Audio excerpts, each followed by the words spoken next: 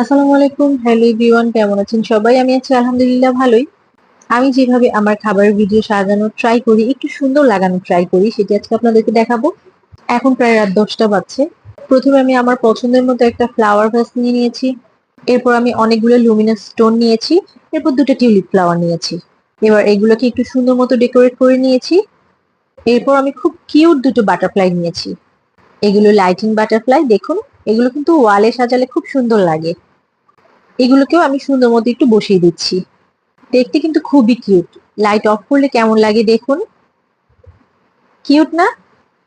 এখন রাত 10টা বাজছে, যেহেতু রাতের বেলা আমি ভাত খাই না, তো আমি কি দিয়ে ডেকোরেট করব, কি দেখাবো আপনাদেরকে? ভাত তো খাবো না। সো ফ্রিজে আইসক্রিম ছিল, আমি 2টো আইসক্রিম বের করে নিয়েছি।